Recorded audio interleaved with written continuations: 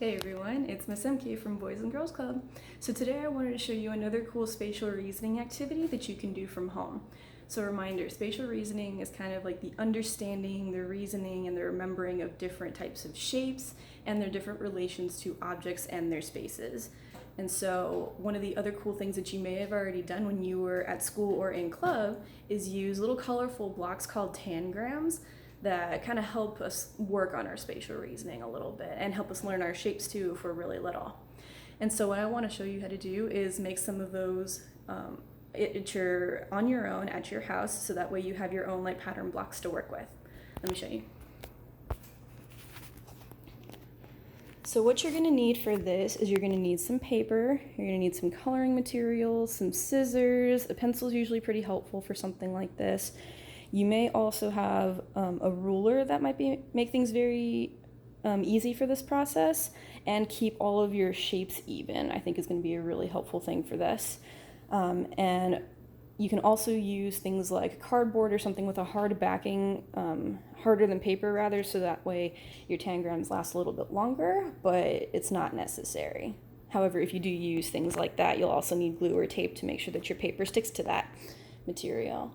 But anyways, going forward, for example, like you see here, the paper that I used was just a random piece of scrap paper that I had at my house, because I was like, well, I'm not going to use this paper for anything, so what a great way to reuse some material and turn it into something different. So what I had done was I had drawn all of these different shapes.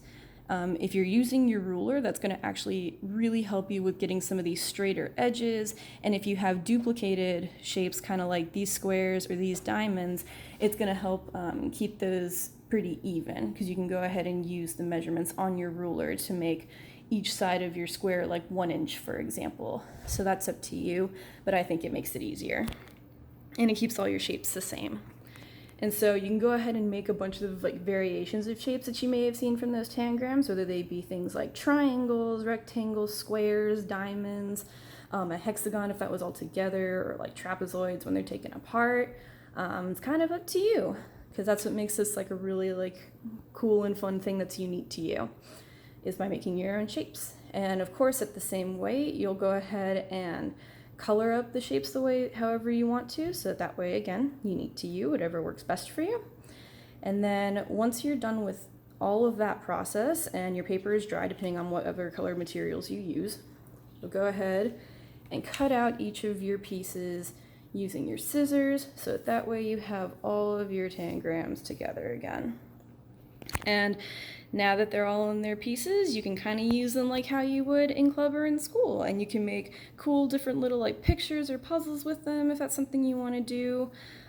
Use them with your family members or with your friends if you have them nearby, things like that, so that way you have like a cool little activity to do. So for example, you could you could put these shapes together, putting my triangles to make the body and my trapezoids to make the wings of a butterfly. So you can try and do something like that. Or a lovely one that people like to go to usually is like a house. So that's definitely an option as well. But the cool thing about these tangrams, like you may already know, is that you can kind of turn these into anything that you want to. And it makes for a really cool way to get to know your shapes if you're still learning them, and it helps you look and see what kind of things shapes can become when you have them in their pieces and how you can put them together. So that's my activity on paper, making paper blocks today. So hopefully you can take these pattern blocks and have a really fun time with them. I'd like to see what you create. Have a good one.